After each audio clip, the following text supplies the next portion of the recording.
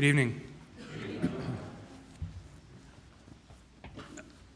Maybe y'all have noticed over the last several months out in the parking lot, there's sod, and in some places it's really, really green, and in some places it's a different color than green.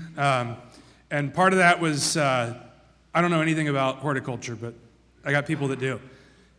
We wanted to lay the sod down at the end of February. It was nice and cool. Lots of rain would come. It would take root. It would be green at Easter. Week before Easter, it was looking beautiful and green, and it was starting to come together.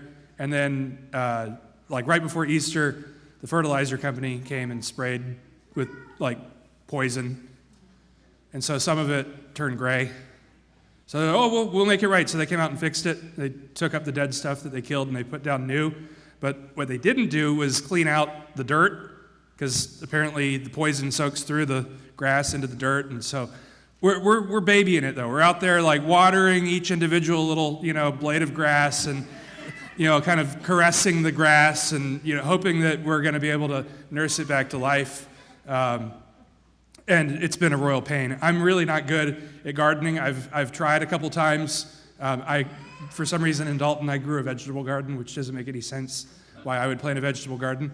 I recently just tried to transplant a basil plant in a little raised herb garden that we have, and they all died. Last year we planted parsley in the raised herb garden, and up until 2 weeks ago when Father Michael pruned it, it was like this massive bush that looked like it survived the winter somehow, and it shouldn't have, but it worked. So anyway, Father Michael pruned it greatly. I don't think he's much of a pruner either. But I say all that because this gospel passage, right, that we hear, Jesus is using this imagery of gardening. He's using this imagery of vines and vine growers and grafting branches into vines, where you got to do this special little, V wedge cut, and then you got to take the branch, you got to stick it in, you got to wrap it, you got to treat it real tenderly, right? And then it starts to produce fruit, and then what happens? The vine dresser comes back and he trims more. He sees where it's not producing fruit. He cuts those branches off. He throws them away. He sees where it is producing fruit and says, gee, how can it produce more fruit if we kind of trim around here as well? And he says, you have to remain in me and I have to remain in you, and you'll bear much fruit. So we have St. Paul, right?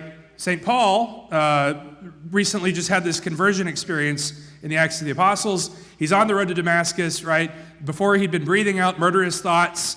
He was killing Christians. He stoned Deacon Stephen, which isn't as funny without Deacon Stephen sitting here like he was this morning. He didn't stone that Deacon Stephen, but he was a bad guy, right? And so he shows up in Jerusalem with the disciples, and he's like, hey guys, I'm here. What are we doing?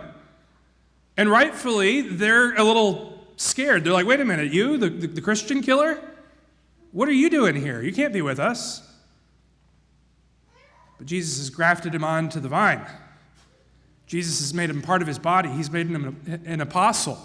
So much so that he can bear good fruit by going out into the world and proclaiming the gospel to the Gentiles.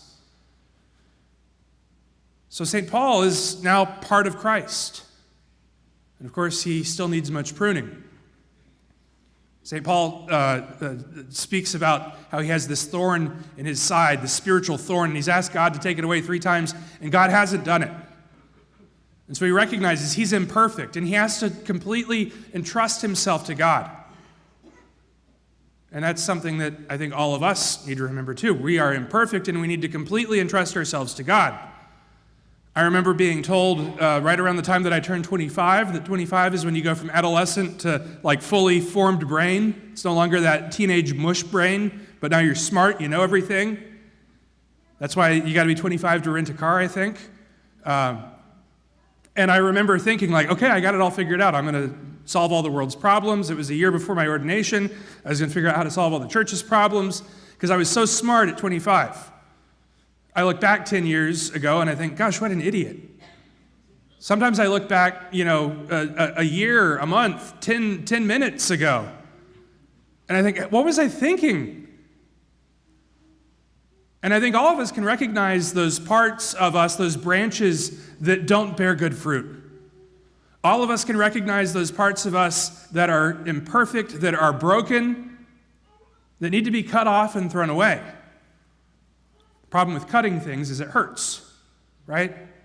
If my arm was bad and we didn't have good medicine and it was, Civil War time and they had to cut my arm off, they'd give me a piece of wood to bite down on and they'd hack my arm off. That would hurt.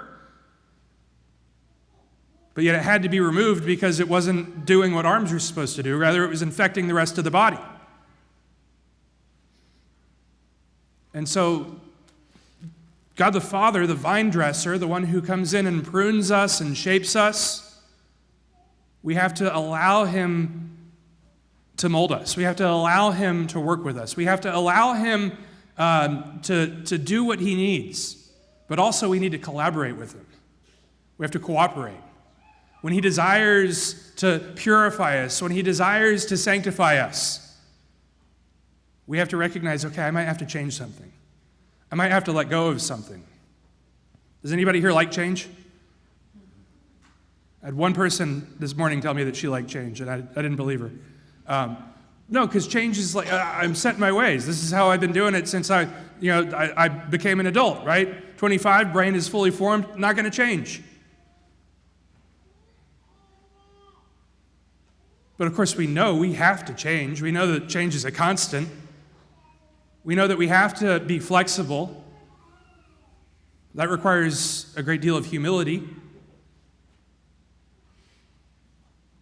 But our pride often gets in the way, and we say, I don't want to change. I don't want to do it differently. I like this branch. I don't care that it doesn't produce good fruit.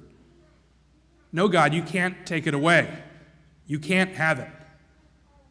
Which really is just an echo of the fall, right? It's an echo of the devil telling God, I will not serve. It's an echo of Adam and Eve totally disregarding God's instruction not to eat the forbidden fruit. We say, no, God, my will, not yours. I'm going to do it how I want. And so we have to ask ourselves, we have to reflect in our lives, what are the parts of us that need pruning? What are the parts of us that need attention? What are the parts of us that need to be dressed a little bit? And will we allow God to do it? We think about change and we think about doing things differently than how we've been doing it since we were 25. This Mass, we've started using the hymnal, right? And people are like, whoa, what the hymnal? I want the music sheet because it's easier and I don't have to work to flip through pages and I don't have to, and the style of music, and is it contemporary, is it traditional, and is it, and then we're like, what's going on? Why are things changing? I'm getting uncomfortable. Yeah, we're getting uncomfortable. But we recognize that looking and saying, well, I've always done it this way, right? I've always desired to have Mass, do this to conform to what I want. But do I try to conform myself to what God wants? Do I try to conform myself to that which God is calling me? And so we've changed the music a little bit, and it's been a fun road. And I've heard feedback. It's okay. But we're taking from this great treasury that the church has given to us, right? We're saying, here's something that's been around. Here's something that glorifies God in a richer way. Yeah, but I gotta be uncomfortable with it. And I don't want to have to get used to something new. You should come to the 10:30 Mass where we sing the Missa de Angelis, the Latin Mass setting with all the ups and downs and trills and everything. People are like, just bring back the English. I know, but it's beautiful, and there's a little bit more that we got to do, right? And sometimes it's uncomfortable because God comes and he trims things away, and it's like, no, I needed that. That was my comfort. God, why did you take that from me? God lets us kind of progress, and we grow in holiness, and he says, okay, good, I'm glad you're there. Let's go to the next step. No, I don't want to go to the next step. I like being here. I like being here. In seminary, in our sacramental theology class, the priest that taught it used to say, why is it that we use bread and wine for the Eucharist? Why is it that we don't use something else? Well, it's because it's what Jesus gave us. He gave us bread and wine. And he would use the analogy, he'd say, I would much rather use pizza and beer than bread and wine. But you can't, because it's not what we're given. Even if one has preference for that. And so when we think about kind of preferences, when we think about what is it that God is asking of me, what is the best thing that I can do for God, what is the best thing that I can give to God, sometimes we have to change. Right? Sometimes we have to do things differently. Sometimes we have to cut something off, and we have to graft something on that is new. Just as St. Paul, he probably would have been much happier if he could continue his life as a Pharisee, killing Christians. But Jesus said, oh, no, I've got something much better in store for you. You're going to convert to this religion that you've been persecuting. You're going to become one of the greatest apostles. You're going to travel the world and proclaim the gospel. And then you're going to get your head cut off because of it. Well, that doesn't sound like a good trade. That doesn't sound fair. But yet God is constantly calling us to something greater. I think probably all of us, right? We can think of the things kind of personally in our own lives. We can think of the things that bother us, that disturb us, that trouble us. We can think of the things that are like, God, please just take this away. And God says, okay, fine, I'm going to take this thing away from you. I'm glad that you asked me to do that because it's bad, it's hurting you. I'm going to take it away. And then we're like, no, but don't take it away like that. Don't cut it off with shears. That's going to hurt. It might hurt a little bit, but in the future, it's going to bear more fruit. In the future, it's going to be good. It's going to make you grow in holiness. To grow in holiness. That's not a one and done thing. We live in this instant gratification time, right? Where you can go on Amazon and you can order whatever weird thing you want to order on Amazon. I order some weird things on Amazon, and it's amazing. They just show up the next day. Or sometimes they show up the same day. It's insane, right? Or you do your Uber Eats or your DoorDash, or you get your Chick-fil-A app, and on Friday I was driving through LJ, and I was hungry, and I saw a Chick-fil-A, and I was like, ooh, and I was trying to remember how to order, without hitting just favorite at Lake Point. And then what's near me? LJ, good, click. Okay, there were a million cars in the parking lot. I thought it was going to take forever. I was through in 5 minutes, eating my little chicken sandwich, enjoying my Jesus chicken.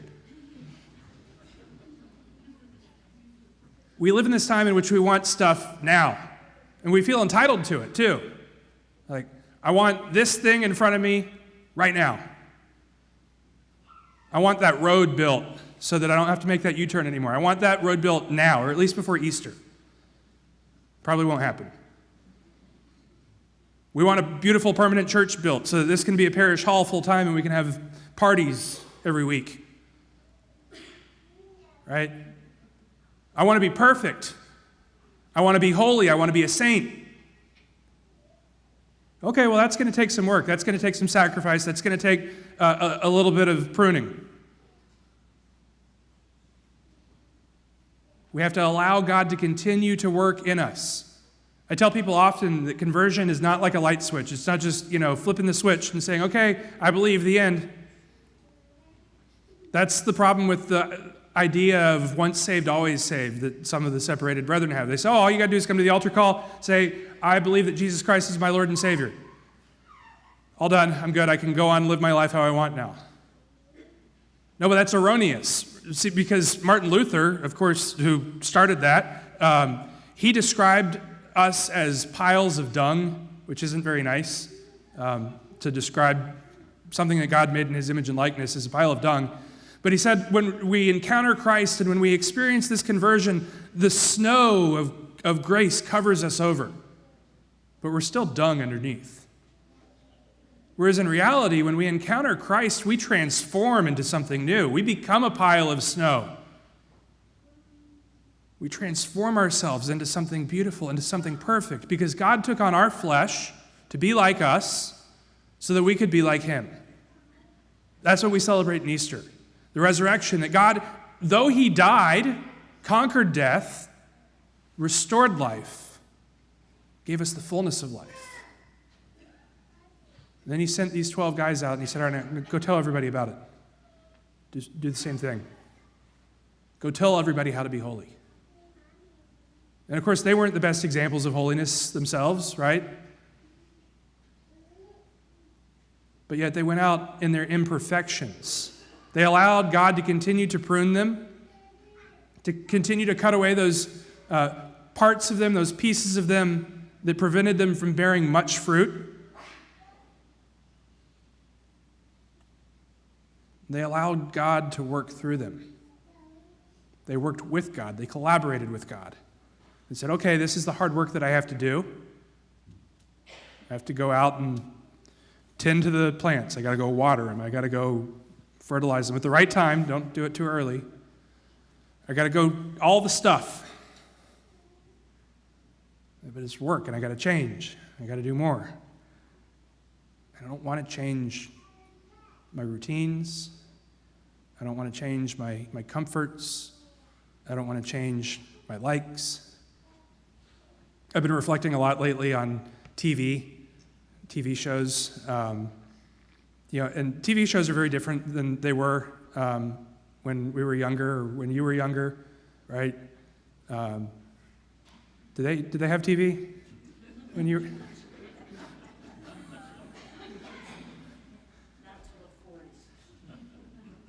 Really? Is that when TV came out in the 40s? I can't imagine. Can you? You're homeschooled, so I don't want to ask you this question, but Emily, can you imagine growing up without TV? No. Yeah, or the internet or cell phones. It's just like, how is there a time when we didn't have that? But think back to I Love Lucy, right? Can't show them, even though they're a married couple sleeping in the same bed, they got to sleep in separate beds. And then think of TV now, after 9 or 10 o'clock at night, on the network channels. And it's like, if I want to be holy, maybe I shouldn't watch these scenes that have all these just gratuitous scenes of sex and violence and things, and be like, it's no big deal. It's just, And thinking like, well, but I like that show. I like the plot. Right? I can just be like, well, that's not going on.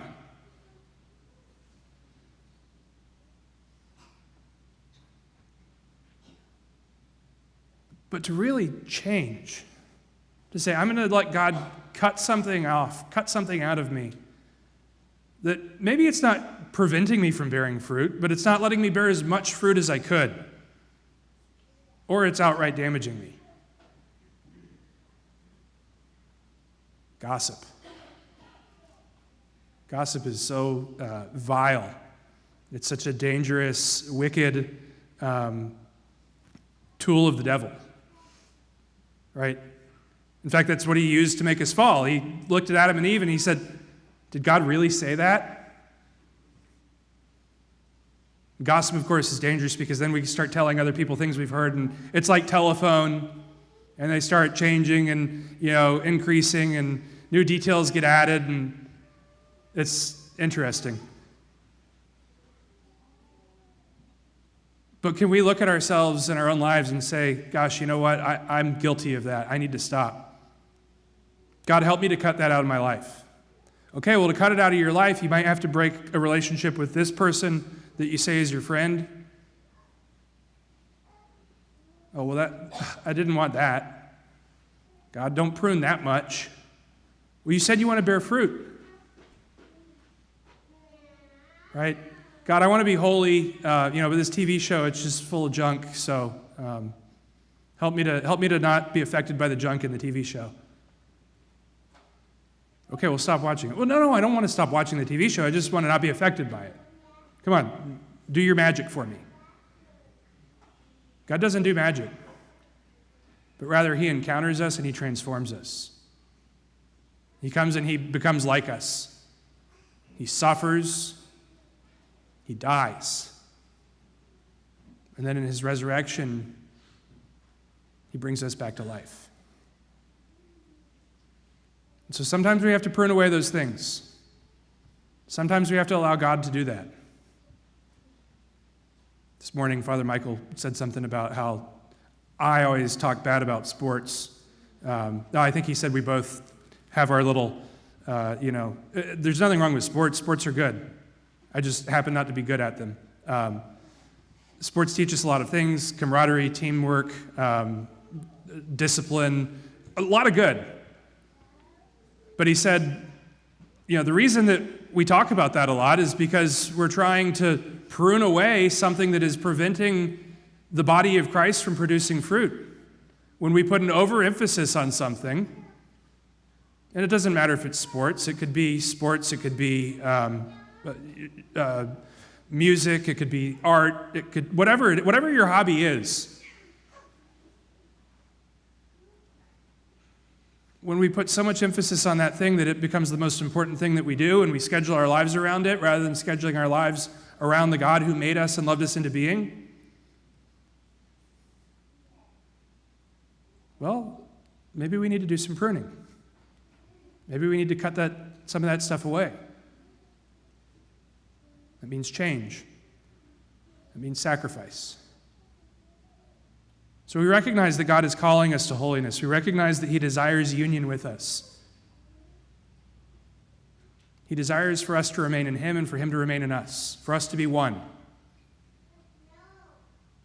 Are we able to let the Lord prune us? Are we able to let him refine us? Are we able to let go of the things that we think we can control, the things that we think that we need, the things that we, in our own 25-year-old intellects of perfection, we can say, but I've always done this. This has always been my thing. Yes, but if we do it differently, or if we do it in an enhanced way, or if we don't do it at all, maybe, it's going to really help us to grow in holiness. And so let us reflect on that this week. What are the things that are preventing us from growing in holiness? What are the things that we know that we need to get rid of? The things that we know that we need to let go of? The vices or the bad habits that we have? Really ask God to take those. But be prepared that it might mean that you have to do a little bit of work. Be prepared that it might cause a little bit of pain or a little bit of suffering, but in the end, it's going to cause great rejoicing. So as we continue this time of Easter, let us continue to rejoice in our risen Lord, that he may continue to refine us so that we may be in perfect harmony with him forever in heaven.